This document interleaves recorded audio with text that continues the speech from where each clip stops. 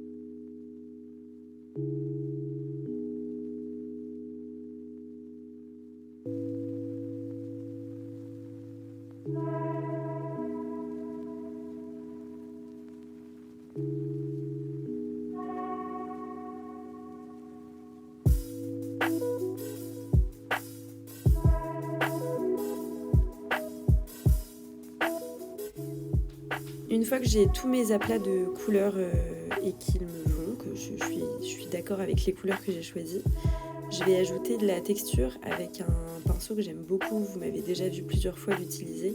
C'est le pinceau encre sèche, j'aime bien parce qu'il fait plein de petites aspérités en fait, il est pas du tout lisse et il fait plein de petites bulles plus claires ou plus foncées en fait quand on zoome vraiment dans l'image. Et donc je vais prendre une couleur plus foncée, là par exemple pour les cheveux, plus foncée que la couleur des cheveux de base. Et ça va donner un peu d'ombrage et un peu de texture en fait aux cheveux. Et ensuite j'estompe avec l'outil doigt.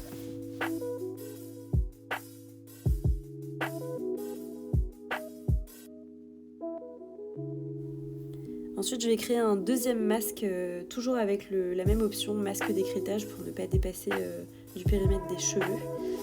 Et je vais ajouter des mèches plus foncées et ensuite j'ajouterai aussi des mèches plus claires.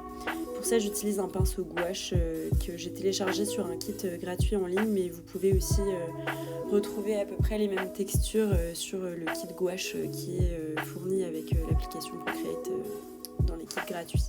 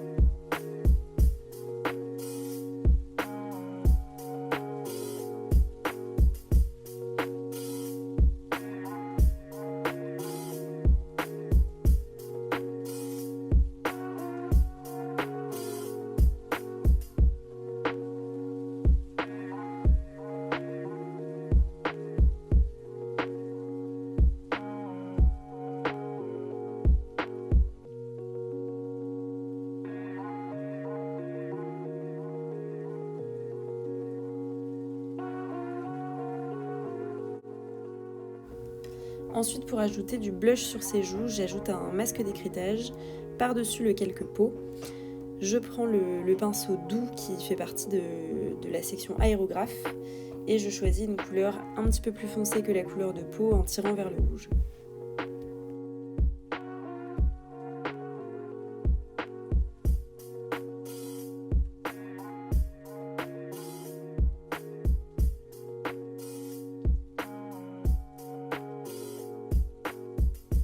Donc là, pour ajouter de la lumière dans les cheveux, je vais prendre la couleur des cheveux et utiliser une option de calque qui s'appelle incrustation et qui permet d'avoir une lumière très vive par rapport à la couleur qu'on a choisie. Et donc souvent, j'utilise cette option sur le calque pour faire les reflets dans les cheveux. Là, j'ai beaucoup de mal à trouver le placement des reflets. Donc je vous ai un peu épargné, j'ai mis en accéléré vraiment cette partie et je vous ai un peu épargné toutes mes étapes. Mais je vais ensuite changer le mode du calque et je suis passée en mode lumière tamisée. Donc c'est pour ça que là vous voyez j'ai des reflets qui sont plus légers. Et ensuite on passe à la dernière étape, donc je crée un calque supérieur à tous les autres calques. Je vais choisir une couleur dans les tons beige rosé. Et là je vais tester en fait pour l'ombrage, pour voir à peu près sur toutes les couleurs différentes du dessin si ça me va pour faire l'ombrage, puisque je vais utiliser la même teinte pour toutes les ombres de l'illustration.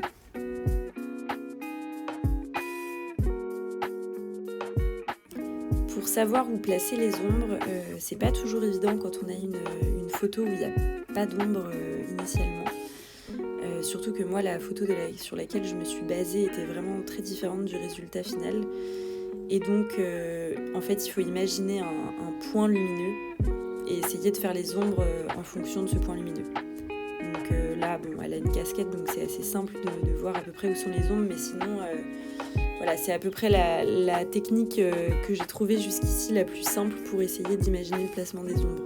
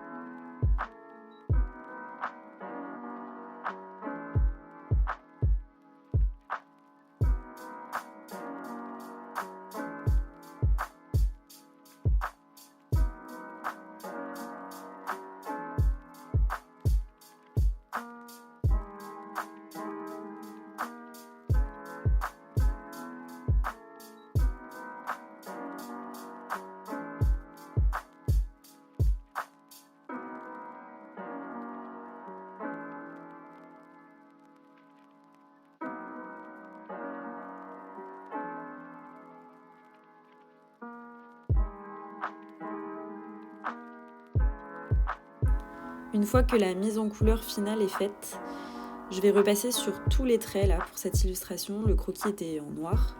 Et donc pour repasser sur tous ces traits, je vais prendre le calque sur lequel j'ai mon croquis et je vais activer le masque verrouillage alpha. Et donc à partir de là, je vais utiliser des couleurs, des teintes plus sombres. Là par exemple pour les cheveux, je vais prendre un marron plus foncé pour repasser sur tous les traits de croquis noirs. Et je vais faire ça pour la peau, enfin pour tout le reste, pour rendre le dessin un peu plus doux en fait. Ça rend l'intégralité de l'illustration plus douce et plus harmonieuse. Après, ça dépend vraiment du rendu que je souhaite avoir. De temps en temps, je trouve que c'est mieux de laisser en noir, c'est un peu plus impactant. Mais voilà, sur celle-ci, je vais tout repasser. Donc je vous laisse voir toutes ces étapes. Vous n'avez plus besoin de ma voix.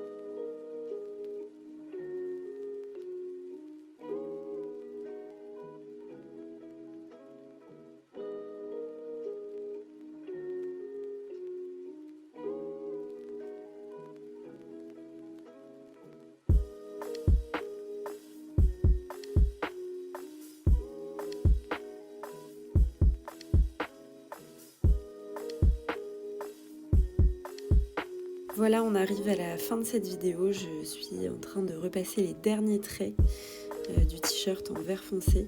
Il y a eu un petit bug à l'enregistrement, donc ça va être coupé assez violemment sur un des traits du t-shirt, je sais pas pourquoi. Mais voilà, après j'ai rajouté une petite ombre avec une couleur un peu plus foncée que le fond un peu beige que j'avais ajouté. Et c'est à peu près tout. Je rajoute du bruit toujours à la fin sur mon illustration. Donc ça donne un peu plus de texture à l'illustration. Voilà, j'espère que ça vous aura plu, que vous aurez aimé cette vidéo. Et n'hésitez pas à me dire ce que vous en aurez pensé en commentaire. Et à très bientôt.